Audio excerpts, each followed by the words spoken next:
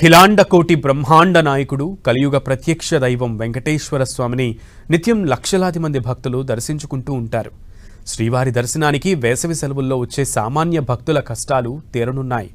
శ్రీవారి భక్తులకు సులభంగా మరింత వేగంగా శ్రీవారి సర్వదర్శనం లభించేలా టీటీడీ ప్రణాళికలు సిద్ధం చేస్తోంది.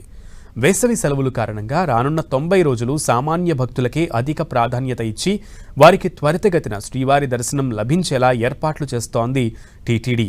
మే 1 నుంచి జూలై 15 వరకు వీఐపీ బ్రేక్ దర్శనాలు రద్దు చేయనున్నారు. తిరుపతిలో ఇచ్చే స్లాటెడ్ సర్వదర్శనం టోకెన్లు కూడా రద్దు చేసే ఆలోచనలో టీటీడీ ఉన్నట్లు తెలుస్తోంది. సర్వదర్శనం భక్తులకు ఒకే రకమైన దర్శనం అంటే కేవలం వైకుంఠం క్యూ కాంప్లెక్స్లో వేచి ఉండి దర్శించుకునేలాగా మార్పులు చేసే యోచనలో టీటీడీ ఉంది.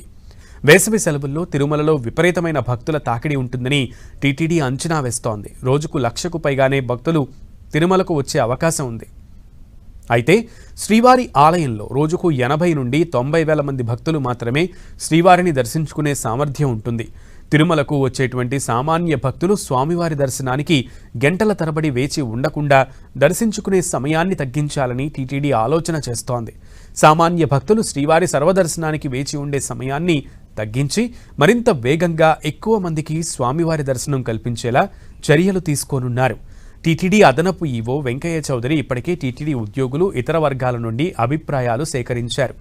మే 1 నుంచి జూలై 15 వరకు వీఐపీ బ్రేక్ దర్శనాలు రద్దు చేసి సామాన్య భక్తుల దర్శన సమయం పెరిగే విధంగా మార్పులు చేపట్టనున్నారు.